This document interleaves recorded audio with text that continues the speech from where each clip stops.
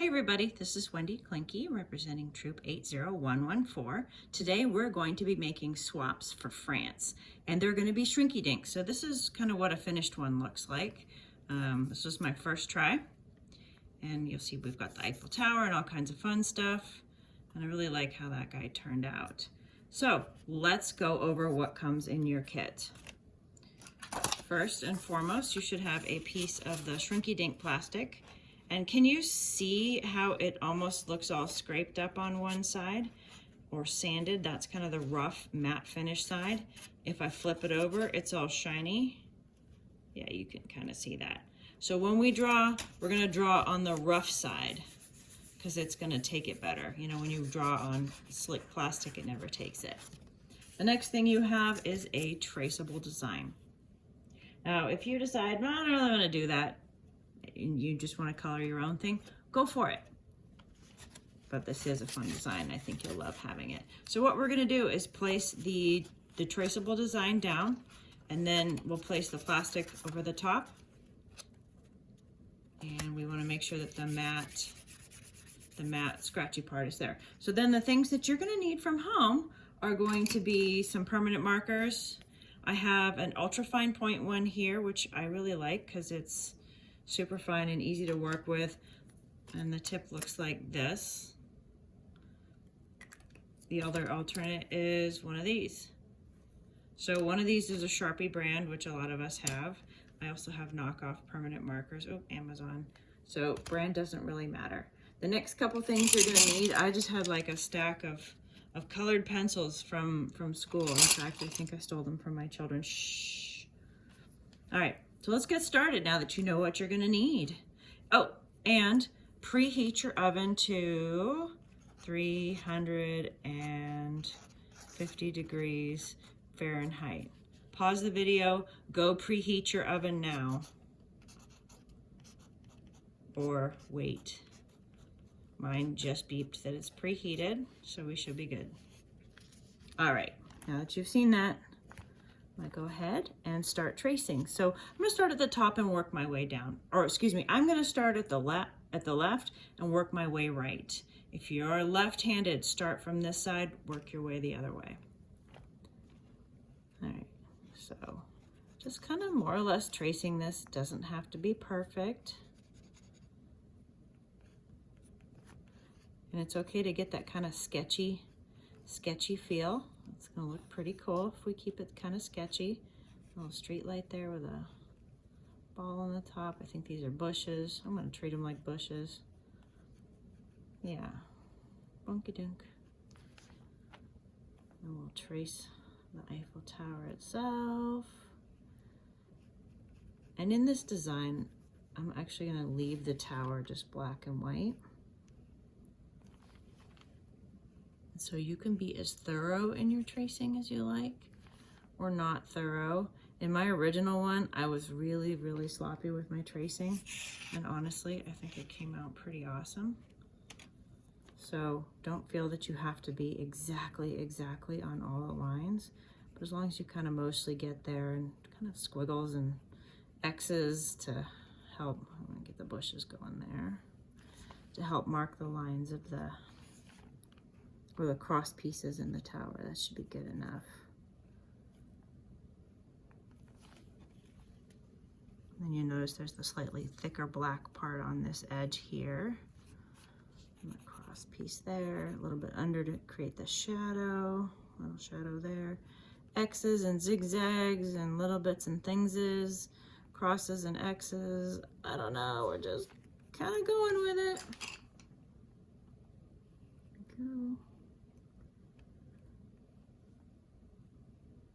To tell you, when I'm teaching art classes, one of the cool things is if you feel like I can't draw, one, you can practice, but two, always just kind of coming up with creating a traceable design is absolutely a wonderful way to kind of shortcut some of the angst and get to the fun part, get to the good stuff sooner.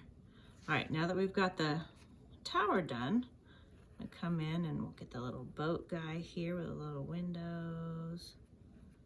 Bunk. Doop-de-doo. So this is water, we've got the bridge. I'm just gonna kind of roughly kind of sketch in. Again, just zigzags and bits. And that other one, which I think personally came out really cute, I was not thorough with these bushes. I just kind of zigzag, zigzag, scribble, scribble, kind of make them fluffy.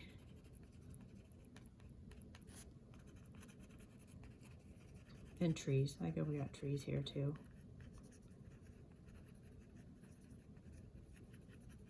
There's a little bit bouncy here. Getting a bit vigorous with my squibbling. I like this because this is very forgiving. Okay, we'll quickly outline the word France.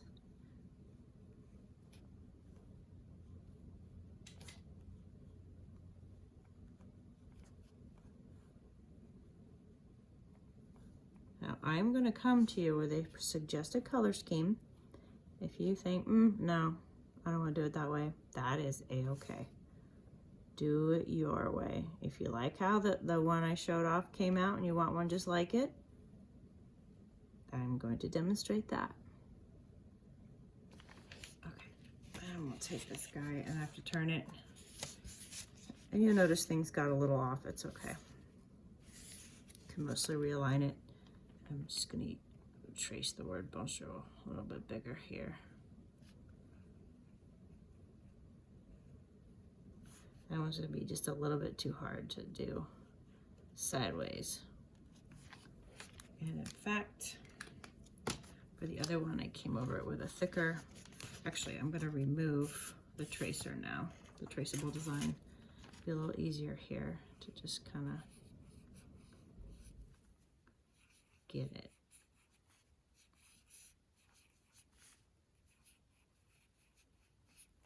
Okay. And that will shrink down, it'll look a little bit better. That's the beauty of the Shrinky-Dink, is if the design isn't quite right, well, it will look better once we do. So let's start with the letters, and we'll grab some red, white, and blue. Oh, is that orange? Oh, that's orange. There's my red. I knew I wasn't quite right there. We'll take the sort of a nice deep happy blue. Get the F,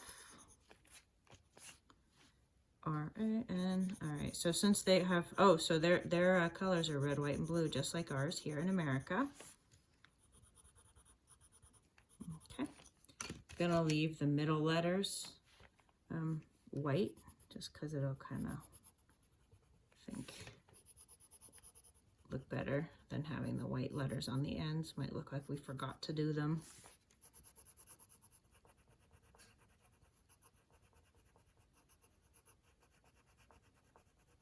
And while this is a little bit pale while I'm doing it, it really does shrink down nicely. Now, lest we forget, because white color pencil looks super cool on these things once it shrinks down, we're going to break out the white color pencil and kind of fill in the R and the C. There we go. Okay. Next up, let's do some bushes. So I'm going to use two greens. I've got a darker green and a lighter green. And so what we'll do with this darker green is we'll kind of come in at the base of these bushes here, a little bit in here, and then kind of around in the shaded areas at the bottom of each of these tufts. Let's kind of add in some color.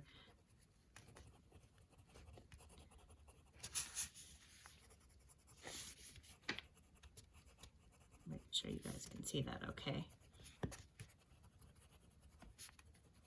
So it's a little funny looking, right? Trust the process, my people. Trust the process. And I'm going to just scribble a couple of lines out kind of along here into the water. Notice they're fairly subtle. Let's see if I tilt that up. Can you see it okay? Yeah. But little bits of green in there. Next, I'm going to come with a dark or with a brighter green, this more yellowy color, and start to fill in kind of around these parts here. Ah, somebody's coloring too hard. I'm going to resharpen my thing. I got a little sharpener here. Okay. Anybody else have that happen? I must be like pressing down too hard, getting all aggressive. Okay, here we go. Scribbling that in. Yep.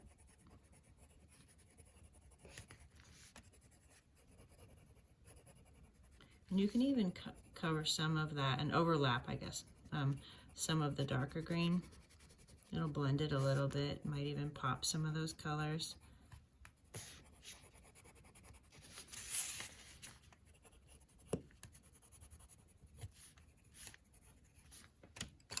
Come in a little bit more with some more of that dark green. See if it'll pick up in intensity in a few spots. And I know this bears repeating. Sometimes art in process, you know, when it's not completed yet, doesn't look that good. Do be patient with yourself. It usually comes together nicely. And one of the great things about color pencil on Shrinky-Dinks is when it shrinks up, the colors really, they work nicely.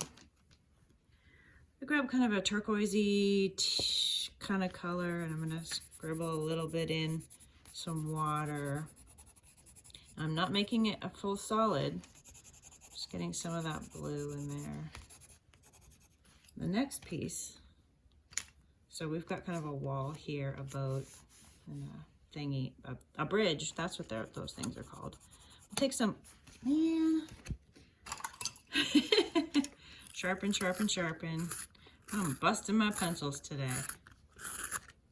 Wow, they've been on the road a lot and traveling, and they've been dropped.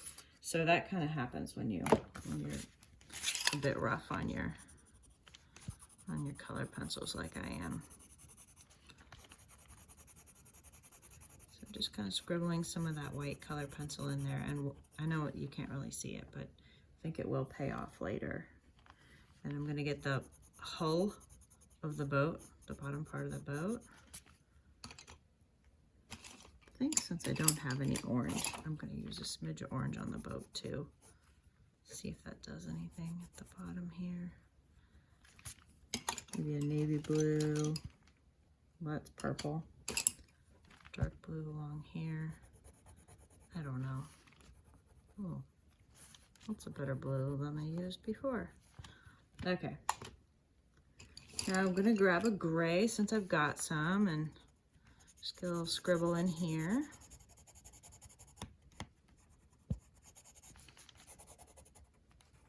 Scribble a little extra gray kind of on the inside of the bridge too. And a little bit of gray along this zone. So it's like another kind of retaining wall near the water. Give it a quick blow because we've got a lot of stuff going on.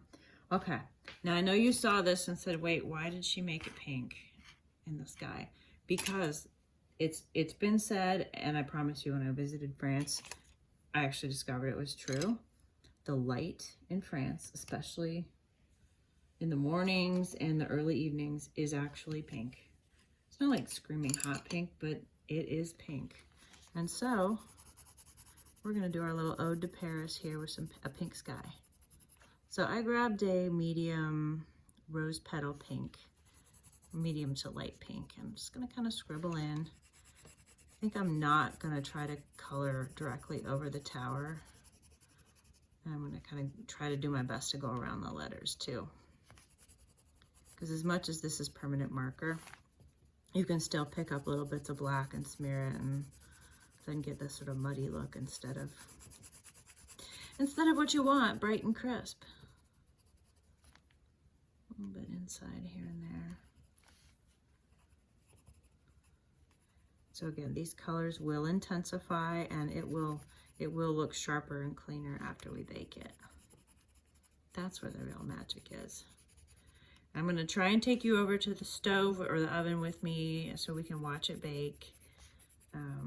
I have the pan in there preheating with the oven so that when I place this thing down, it touches a hot surface and hopefully will shrink a lot faster. My first one, it took forever and I was like, oh my gosh. I got it on video and I was like, this is boring. So my hope is to make it less boring and see if I can speed it along.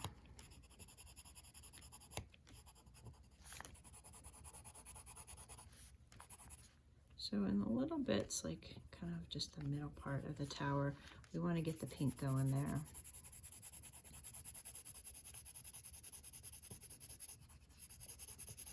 And again, these pale colors will intensify nicely. As I do this, and I color, I'm trying to keep the sky, or the strokes for the sky mostly back and forth across this thing. Instead of sort of scribbling in every direction, because that ends up being a little bit chaotic. Trying to keep the strokes more or less back and forth. So I'm going to grab a little bit more intense pink and just add some, especially around the tower and under the tower, around here.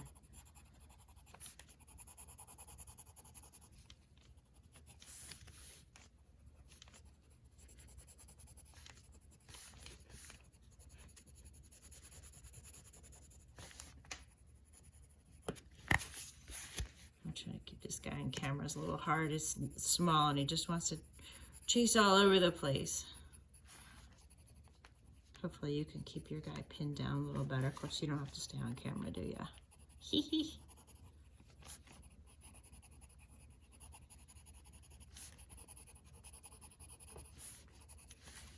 Does anybody know when France's Independence Day is? It's on the 14th of July. 14 juillet. And it turns out the only 2 times I've ever been to Paris, both times was during 14 juillet. All right, so I just added, what is this?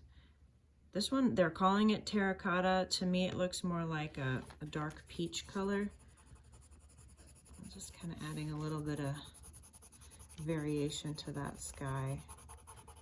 It's not quite an orange, although maybe an orange would be cool. Let's see if we can do a tangerine-y. Or okay, it's called orange, but look like tangerine to me. Uh-oh, my pencil's dying again. So maybe just a little scribble kind of right up here at the top. It kind of comes down a bit. Gives it that kind of sunset-y look too. A little bit in between the E's. My pencil lead just broke off, so trying to just do this anyway, so that's why I have my finger right on it.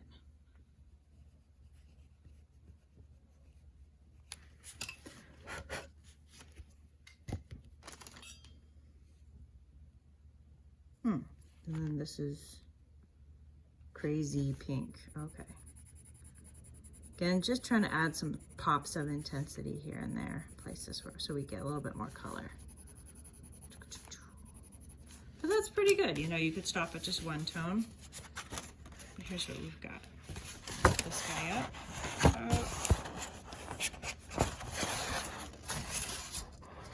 All right, well, you could see it. Okay, so let's go do this thing. Okay, so first and foremost, we need to get some parchment paper. I'm gonna go ahead and turn this around so you can see what I'm doing. And so I can see what I'm doing. That way I'm not telling you the wrong thing. Welcome to my messy kitchen. So I'm gonna place the parchment paper in, and this makes sure that the thing doesn't stick. Then I'm gonna just kind of toss it in, close it up, and see if we can zoom out enough to, so you can, so it'll focus a little. Oh my gosh, it's curling, look at that. Whoa. And now it's flattening. Oh, it's curling. Oh my gosh. Okay. Oh my gosh. Oh boy. That wasn't what I expected. Now, it should flatten out. Oh, yep, it's starting. Okay.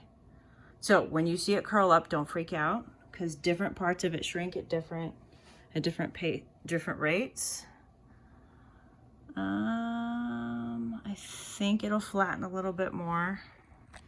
It's kind of hard to tell. I apologize. I've yet to figure out how to tell the thing to focus properly inside my oven. All right, it's less barrel shaped now. Oh, that went really fast. So if you're gonna preheat your oven, preheat the pan too. Okay, it is flattening all by itself. So when yours curls up and practically does a backflip, don't freak out. Just woosah, deep breath, let it do its thing. This guy is kind of coming around. It is still a little warpy. I'm gonna give it just a smidge longer to kind of make up its mind. And if I have to do some Shrinky-Dink surgery, I will, which basically means throw on an oven mitt, pull this thing out, and then flatten it with the oven mitt. Smash it. But you must have an oven mitt. You must have an oven mitt. You must have an oven mitt so you don't get burned. All right. I think that's about all I got. All right, y'all. Think happy thoughts for me here. I'm gonna try and prop you up. Oops, sorry. I didn't mean to turn you off, but I did. So here goes. You're all propped up. Out it comes. And quick surgery, I'm gonna smash it. All right, I'm being a little bit too forceful here. See if I can flatten it out a little bit. Again, Shrinky-Dink surgery. This parts of it didn't go well for me. The last one I did curled up almost in like a cup shape and then flattened itself out. All right, so the one thing I want to preserve is that little hole. So this pan is super hot. I can't touch it. I'm just grabbing a toothpick now to ensure that that hole still stays in place. Maybe 2 toothpicks.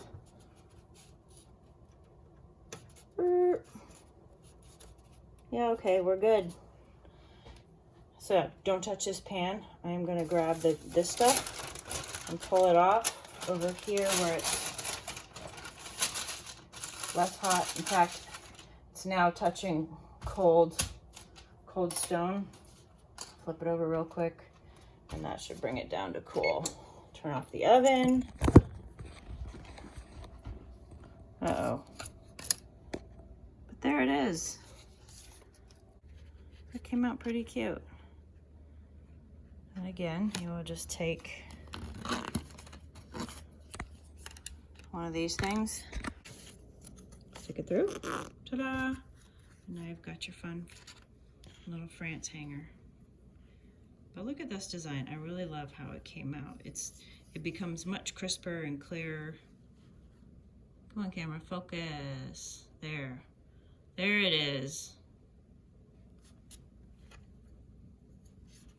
Enjoy.